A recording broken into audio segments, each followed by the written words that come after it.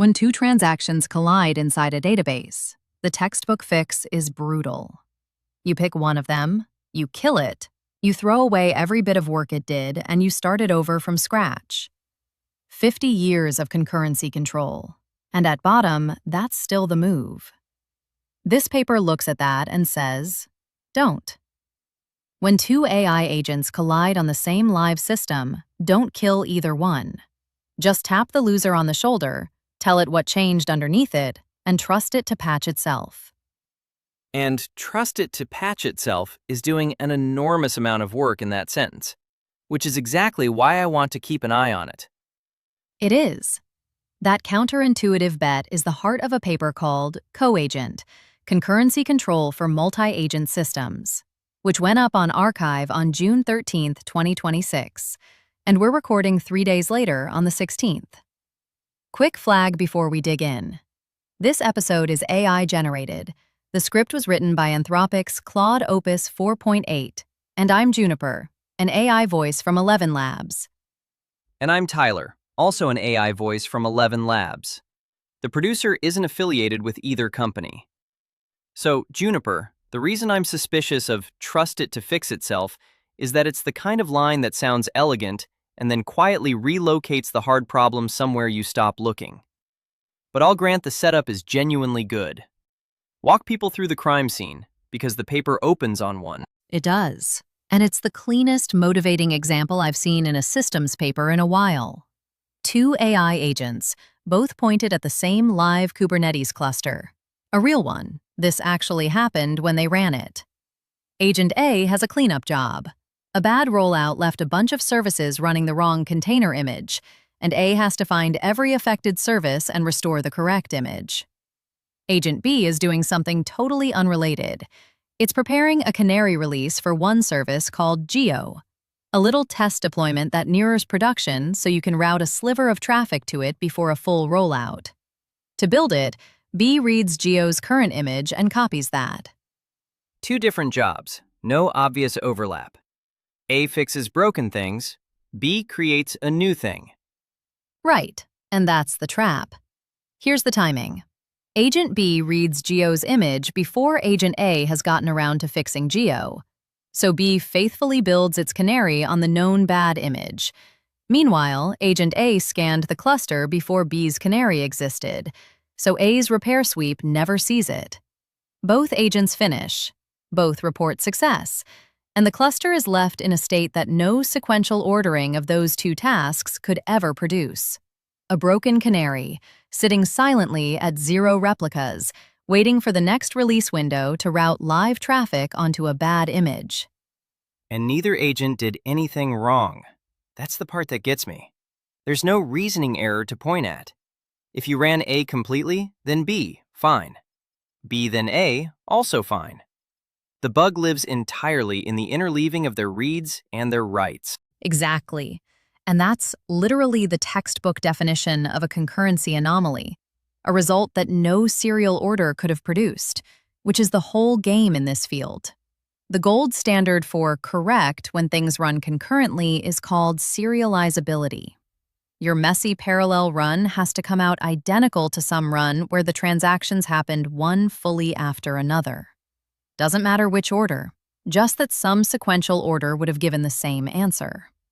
And this is where a reasonable listener says, hold on, databases solved this in the 70s. Concurrent writes corrupting shared state is the oldest problem in the book. Why do we need a 2026 paper about it? That's the right question, and it's yours. The classical theory is your territory. Why don't the old solutions just work here? So there are two textbook strategies, and the paper carefully sets itself against both. The first is pessimistic, two-phase locking, usually written as 2PL. Before you touch a piece of data, you grab a lock on it, and you hold every lock you've taken until you're completely done. Anyone else who wants that data waits in line. It's safe. The cost is that conflicts turn into waiting, and if two transactions each hold a lock the other needs, you get deadlock. Both freeze forever. And the second strategy is the optimistic one. Optimistic concurrency control, OCC, the opposite bet. Everybody runs free, as if they're alone in the world, and only at the very end does each transaction check. Did anything I read get changed underneath me while I was working? If yes, you abort. You throw the whole thing away and restart from scratch. That's fantastic when conflicts are rare and cheap to redo. And here's where the paper lands its first real punch. Both of those protocols are still correct in the agent world. The authors are very careful about this. They're not saying 2PL or OCC give wrong answers. They're saying these protocols become ruinously expensive for two specific reasons. The first one is just time. A database transaction finishes in milliseconds. An agent transaction is minutes, sometimes hours of language model inference, running tools, reading results, reasoning about the next step. So under 2PL, your locks are now held for minutes. One agent grabs Jiao, and every other agent that needs Jiao is frozen for the entire duration of the first one's reasoning. And under OCC, an abort isn't cheap anymore. You've just thrown away minutes of expensive model inference, and you're paying to do it all again. And it's worse than occasionally, because agents read enormously broadly. A database transaction looks up one row.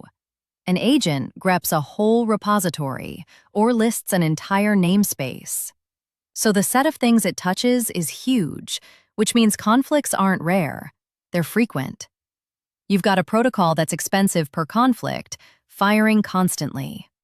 The numbers bear this out, and they're brutal. Under their contended workloads, OCC actually runs slower than just doing the agents one at a time, about 7% slower, because it keeps aborting and redoing. It aborts almost once per trial, and it burns nearly double the token bill, because every abort means you pay for that discarded reasoning a second time. 2PL isn't much better. It deadlocks roughly 4 times out of every 5 runs, and recovers almost none of the speedup you wanted from running in parallel in the first place.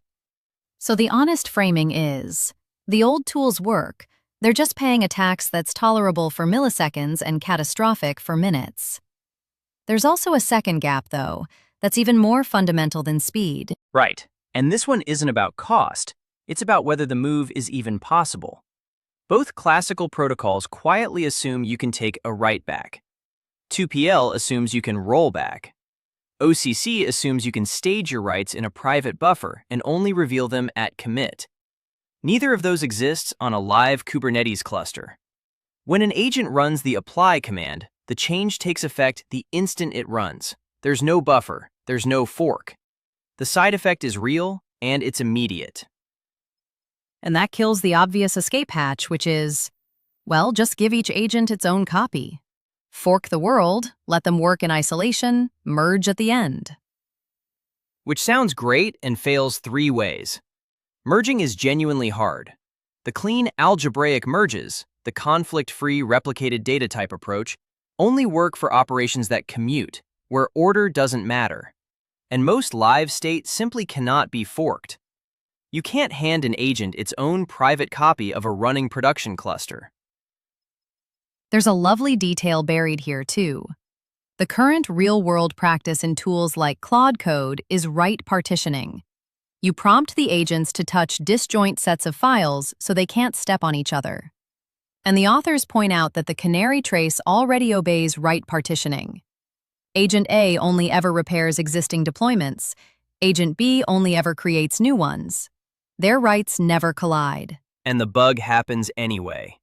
And the bug happens anyway, because the bug was never in the writes. It was in the reads. B read a value that A later invalidated. Partitioning your writes does nothing about that. Okay, so that's the diagnosis, and I think it's airtight. The classical world gives you exactly 2 levers: make the conflict wait or make it die. And both are unaffordable when the worker is a slow, broad-reading, real-world acting language model. So what's the third lever? This is the pivot, and it's genuinely a reframe. For 50 years, concurrency control has been built on a hidden assumption. The code inside the transaction is dumb. It's a script. You can't ask it anything. So the surrounding system has to police it from outside.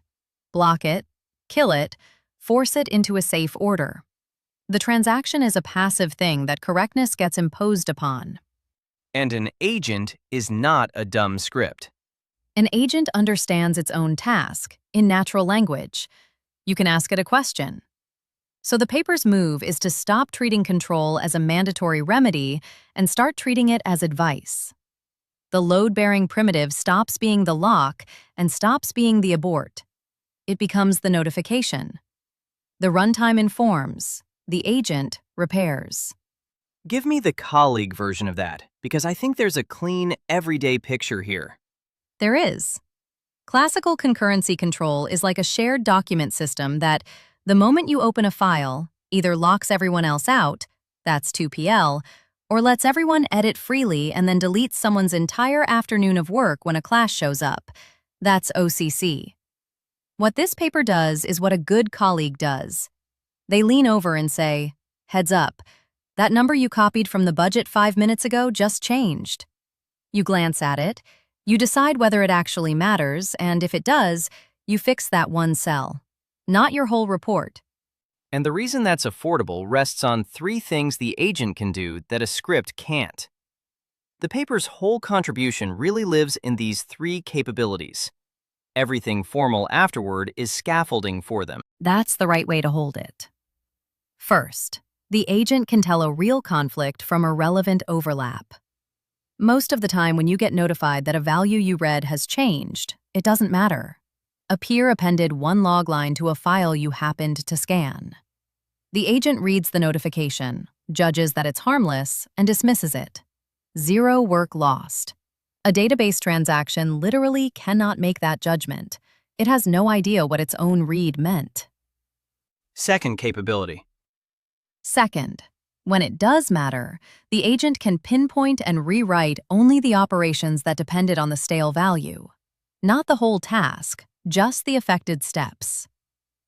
And third, for almost any write, the agent can generate an inverse, an undo.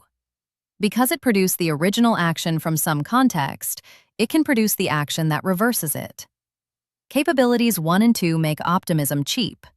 Capability 3 makes those immediate, unbuffered, real-world writes recoverable after all.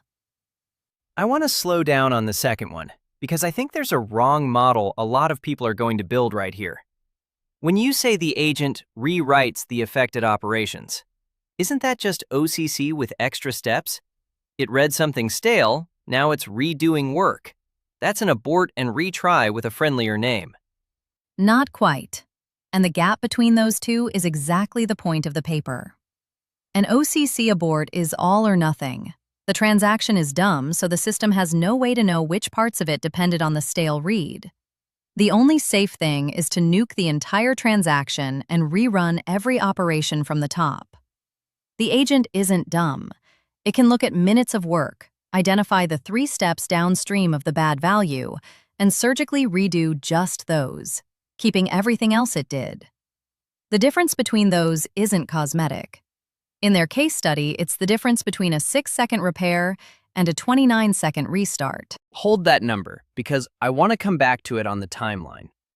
But there's a subtlety in the undo capability I don't want to skate past. Generating an inverse isn't always trivial. No, and the paper is honest about it. The mechanism is essentially a saga. That's an old database idea, going back to the 80s. Instead of atomically rolling back, you break a long process into steps, and each step registers a compensating action when it runs. You booked a flight, then a hotel, the hotel fails, you don't rewind time, you run cancel flight. So in this framework, every tool an agent uses is built in 3 phases. Before it acts, it captures what it would need to undo itself. Then it executes, and it holds on to a reverse action. The reason the undo has to be captured before execution is that executing often destroys the information the undo would need. And critically, some actions have no inverse at any price. You can't unsend an email. You can't unexecute a payment. Right, and the authors just concede that cleanly. Those tools get tagged unrecoverable, and the framework holds them. It won't let an agent fire an irreversible action until every agent that could conflict with it has finished. For those, you lose the concurrency. They're not pretending otherwise. So we've got notification instead of locking, selective repair instead of abort, and sagas to make writes reversible. Here's where my skeptic alarm goes off, though. If the whole thing is everybody writes whenever they want and we just notify each other and heal, why doesn't that spiral? What stops two agents from notifying each other back and forth forever? You've just reinvented the exact trap the paper flags as its hardest design problem. And they have a gorgeous little counterexample for it. Two agents. One's job is set x to half of y. The other's is set y to half of x. Now imagine every write broadcasts to everyone, and everyone dutifully heals. Agent 1 writes, Agent 2 gets notified and rehalves, which notifies Agent 1, who rehalves again, and the two values just spiral towards 0. Forever. Which is worse than a wrong answer. A wrong answer at least stops. It's a live lock. It never terminates. And the maddening part is that either serial order terminates cleanly. Run one fully, then the other, you get a clean answer. It's only the symmetric back and forth healing that breaks it. So notification alone is not enough. You need something to break the symmetry. And the fix is a seniority rule. Essentially, yes. At launch, every agent gets a rank, a fixed position in a pretend serial order, handed out before anyone starts. And the rule is, notifications only ever flow one direction, from the lower rank up to the higher rank. The junior reacts to the senior never reacts to the junior. So in the spiral example, the low rank halves once, the high rank gets notified and halves the new value once, and they both stop, at exactly the answer the serial order would have given. The one caution I'd put on that word, seniority. The rank doesn't mean anything. It's not importance, it's not task priority. It's an arbitrary number assigned purely to make cycles impossible. Once there's a fixed precedence, the dependency graph between agents can never form a loop. That's the whole job it does. That's the right correction. And the same fixed ranking is what kills 2PL's deadlock too. There's never a standoff over who waits for whom, because precedence is decided up front. One design choice closes two failure modes at once. So how does a read actually get its rank correct value? Because in the real system, there's one live copy of the world, not a private version per agent. If I'm a high-ranked agent reading Jiao, how do I get served only what the agents below me have written, screening out everything from above? This is the engine room, and the principle is cheapest route wins. 3 options. If the state's cheap to copy, like files, you replay the relevant writes on a snapshot. If you can't copy the state but you can copy what it looks like, you snapshot the output of a command after each write and just hand back the recorded observation. And for the hard case, like an arbitrary database query, you temporarily roll back the higher-ranked writes, run the query against the live system, then notify the agents you disturbed. That third route only works at all because every write is undoable. There's one more piece of machinery I think is worth a beat, because it's where the paper is genuinely novel over the classical lineage. They don't keep a single current value for each shared object. They keep a log. The trajectory. And there's a clean way to feel why. Some writes are like overwriting your name field in a form. Only the latest one matters. You can throw the rest away. But other writes are like deposits and withdrawals on a bank account. You can't compress that history into one number without losing information, because each one builds on what came before. To know the true balance under a particular ordering, you have to keep the list of transactions and replay them in order. And the agent versions of those are: overwrite a config key. That's the name field. Only the latest matters. Versus append to a list or create a numbered entry. 2 creation calls make 2 separate entries.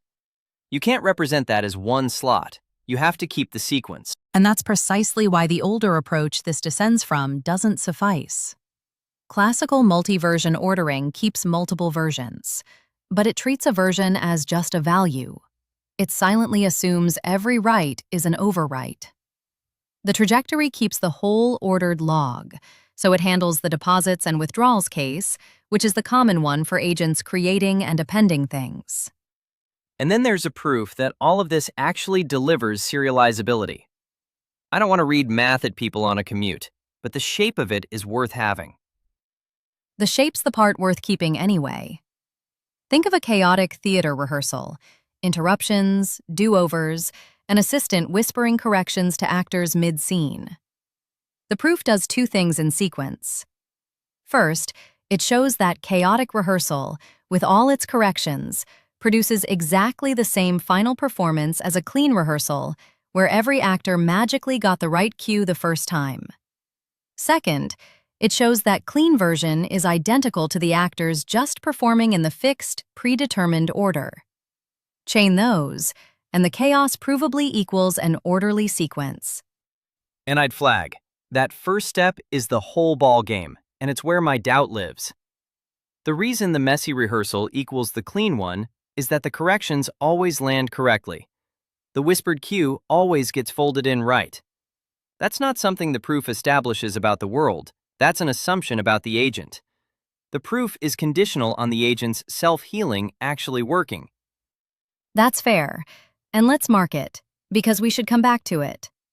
But first, let me cash out that 6 versus 29 number, because the case study is the strongest single thing in the paper. This is the canary scenario again. Same workload, 4 protocols, 1 shared stopwatch. Same workload, 1 clock, 4 runs. The uncoordinated version, everybody just goes, finishes fastest, around 32 seconds. And it's wrong. It produces the broken canary. 2PL takes 53 seconds, and one of the agents spends about 21 of those frozen in deadlock, with its first pass thrown out. OCC takes 64 seconds, the slowest of all, because it aborts and discards about 32 seconds of completed work. And the new protocol? About 33 seconds, basically as fast as the uncoordinated run, and correct. And here's the money shot. The actual repair, from the moment Agent A's write triggers the conflict to the moment Agent B has fixed its canary, takes 6.4 seconds, against roughly 29 seconds for OCC to abort and redo the same work. The surgeon versus the demolition crew. That's exactly the picture. OCC tears the building down and rebuilds from the foundation. This identifies the one thing that's actually wrong and fixes just that, leaving everything else standing. 6 seconds of surgery versus 29 seconds of starting over. And across the full 10 workload suite, the headline is about 1.4 times faster than running serially, within 5% of serial correctness, at near serial token cost, compared to OCC running slower than serial and paying nearly double the tokens. So the numbers back the story. They do. So Tyler, this is your moment.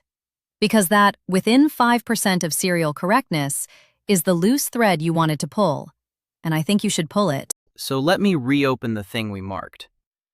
That 5% is not a slowdown. Let's be really precise about what it is.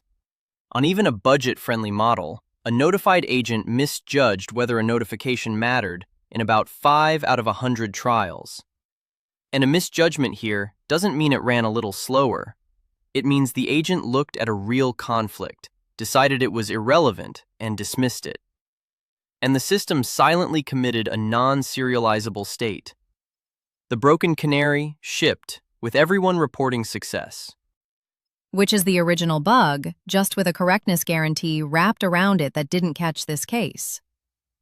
Right, and the proof we just walked through is conditional on exactly this not happening. The whole serializability guarantee rests on the assumption that a notified agent correctly judges which premises got invalidated and repairs precisely the right operations. The paper calls that the self-healing assumption. The proof says, if that holds, you get serializability. The empirical evidence that it holds is one number, 5%, and the protocol has no mechanism to catch a misjudgment when it happens. There's no validator behind the agent double-checking it got the heel right. To be fair to the authors, they're explicit that this is a property of the agent, not the protocol, and they expect it to shrink with stronger models or targeted fine-tuning. They're not hiding it. They're not, and I'll fully grant the candor. My worry is about where that 5% was measured. Which brings me to the bigger reservation, the benchmarks. These contended workloads were hand-built. The authors took 5 independent tasks from each of 2 benchmarks, and then, in their words, hand-constructed a matching second agent for each one, chosen specifically so the pair exhibits a textbook concurrency anomaly. So the conflicts were designed to be the kind this protocol is good at. That's my read. Clean, single-object, semantically localizable conflicts. Exactly the cases where repair only the affected operations is cheap. And the entire advantage over OCC rests on repair being cheap. But picture a conflict that's deeply entangled, where fixing the one stale premise cascades into rewriting most of the plan. The surgeon's advantage erodes back toward the demolition crew's cost, and the paper doesn't test how repair cost scales with conflict complexity. So the 5% and the 1.4 times both live in a regime that was, to some degree, chosen. That's the strongest version of the critique, and I don't think it has a clean rebuttal. The honest defense is that the benchmarks genuinely weren't built for concurrent agents. Nobody's are yet. So some hand construction was unavoidable just to have anything to test. But unavoidable isn't the same as representative. And one more, briefly, the baselines. They compare against 2PL and OCC, the textbook protocols they've already argued are structurally wrong for agents. That's a fair diagnosis, but it does mean the comparison set is built to look bad. The related work section names several recent agent concurrency systems from this same year, and none of them are run as experimental baselines. So we genuinely can't tell how this stacks up against the actual state-of-the-art in its own subfield, only against the classical strawmen.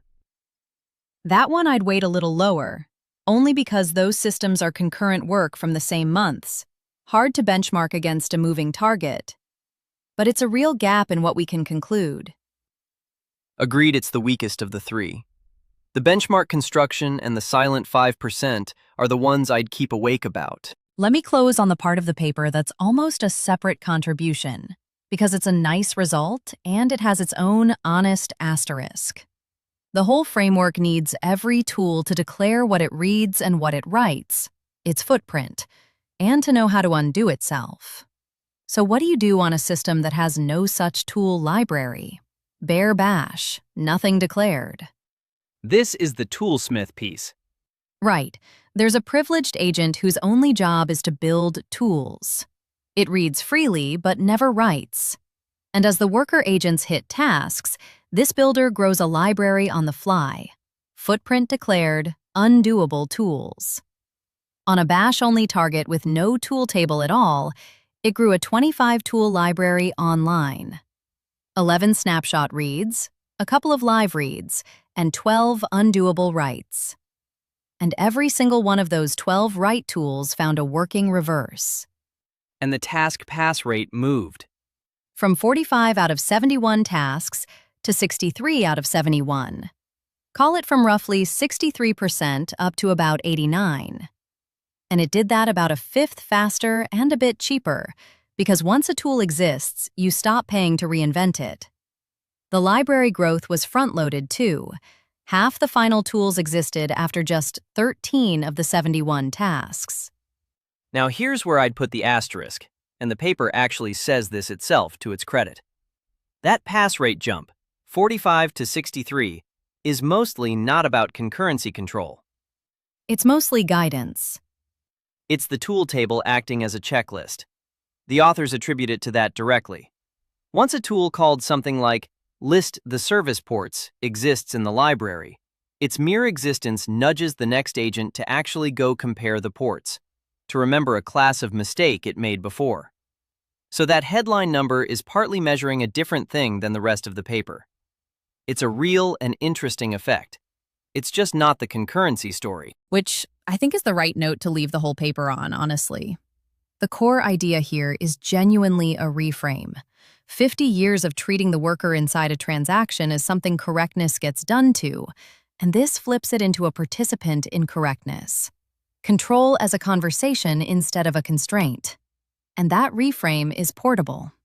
Any system where the worker actually understands its own task could, in principle, trade blocking for advising. I buy the reframe completely. Where I land is one notch more cautious than the paper. The idea is right, and the engineering is careful, but the entire correctness guarantee is leaning on the agent's judgment being good, and the one number we have for that judgment, the 5%, was measured on conflicts the authors picked. I take the point that it'll improve with better models. I'm just not convinced the ablation, as built, actually isolates how often this thing silently ships a broken canary in the wild. That's the experiment I'd want before I ran 2 agents at a live production database and trusted the green checkmarks. And that's a fair place for it to sit unresolved, because the paper doesn't close it either, and it says so. The contribution isn't, "This is safe everywhere." It's, "Here's a third lever that wasn't on the table before, and here's a proof that it works when the worker's judgment holds." What holds means in messy reality is the next paper. That I'll sign off on. The paper's linked in the show notes, along with some related reading if you want to go deeper on the classical side. Sagas, optimistic concurrency, all of it. And if you want the full transcript with the jargon defined in line, plus the concept pages that connect this to the other episodes we've done, that's all on paperdive.ai. Thanks for spending it with us. This has been AI Papers, a deep dive.